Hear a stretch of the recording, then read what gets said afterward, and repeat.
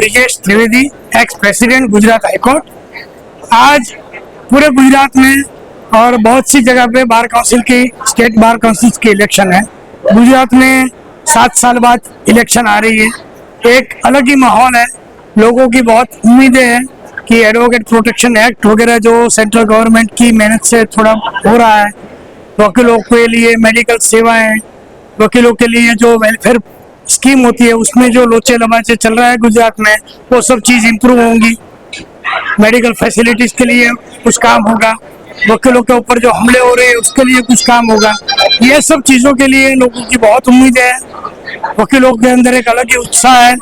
इस बार रिजर्वेशन भी है, तो लेडी उम्मीदवारों के लिए भी अच्छा एक मौका है और उनके अंदर भी अलग ही उत्साह दिख रहा है विमेन वोटर्स को। सबसे बड़ा इश्यू है एडवोकेट प्रोटेक्शन। बार बार हम सुन रहे हैं, देख रहे हैं, पेपर में पढ़ रहे हैं कि वकीलों के ऊपर दबाव आता है, सामने वाली पार्टी दबाव करती है, क्रिमिनल मैटर में जो इलीगलिटी में घुसने वाले लोग होते हैं वो हमला करते हैं। वो सब चीज़ों से पुलिस के साथ बार बार बहस होती है, वो सब चीज़ों में प्रोटेक्शन चाहिए। दूसरा है वेलफेयर का इश्यू। आज बरसों से जो बार काउंसिल के अंदर वेलफेयर मेंबर होते हैं, कई साल 2 साल उनका उम्र के हिसाब से और कोई वजह से, बीमारी की वजह से रिन्यू होना रह जाता है, तो उनके 1.5 3 लाख रुपया काट लिए जाते हैं, जो कि नहीं होना चाहिए। सिर्फ उसका इंटरेस्ट कटना चाहिए और उनको पूरा वेलफेयर फंड मिलना चाहिए। वकीलों के पास जब उम्र के हिसाब से प्रैक्टिस कम होती है, बचत होती नहीं है, तो उनको मेडिकल सेवाएं मिलनी चाहिए। वकीलों के लिए, एक जूनियर वकीलों के लिए स्टाइपेंड होना चाहिए, वीमेन वकीलों के लिए सेफ्टी और स्टाइपेंड होना चाहिए, अलग से सेमिनार्स होने चाहिए एजुकेशन के। ये बहुत से इश्यूज हैं। देखिए, सबसे पहले तो आज ये गुजरात के अंदर जो बार काउंसिल ऑफ गुजरात का, जो पूरे गुजरात के अंदर जो एडवोकेट है, जो तहसील से लेकर हाईकोर्ट तक के जो एडवोकेट है, वो इस चुनाव में मतदाता के तौर पे अपने मत सुनिश्चित करेंगे कि कौन जीतने वाला है, कौन हारने वाला है।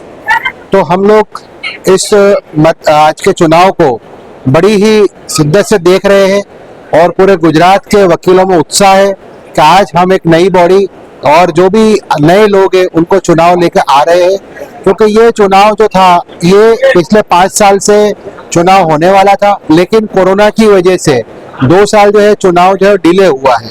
मतलब कुल मिलाकर 7 साल के बाद ये चुनाव आया है।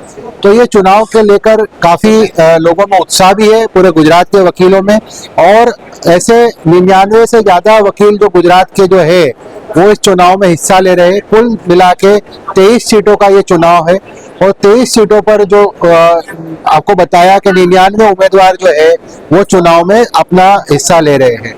अब जो चुनौतियों की बात करें तो चुनौतियां काफी है, वकीलों के अंदर काफी सुगबुगाहट भी रही है, लोगों के अंदर एक माहौल भी रहा है कि आज के नए दौर में जो माहौल जो बन रहा है एडवोकेट सेफ्टी और एडवोकेट प्रोटेक्शन के लिए, तो सबसे पहले जो है कि हमारी मातृ संस्था से हम लोग ये डिमांड करते हैं और हमने की भी है, और हमारी मातृ संस्था ने जो है वो सरकार से भी डिमांड की है और सरकार भी इस रास्ते पर खोज रही है, रास्ते का हल खोज रही है कि एडवोकेट प्रोटेक्शन एक्ट होना चाहिए।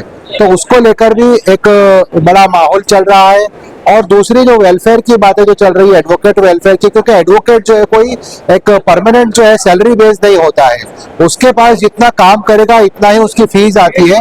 इसी तरह लोअर कोर्ट के अंदर जो स्टाइपेंड जो होते हैं, नए जूनियर वकील आते हैं, उनको लेकर भी काफी असमंजस है। तो ये सारे इश्यूज जो है अभी वो कवर हो रहे हैं और इसी को लेकर आज का चुनाव जो है हो रहा है।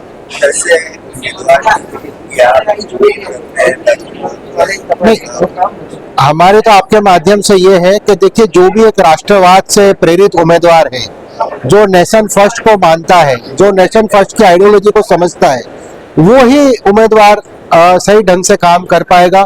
और आपके माध्यम से ये अपील भी करते हैं तमाम गुजरात के एडवोकेटों को कि ऐसे लोगों को चुनकर लाए जो लोग अपने लिए नहीं बल्कि देश के लिए काम करें, जनता के लिए काम करें और वकीलों के इसमें काम करें।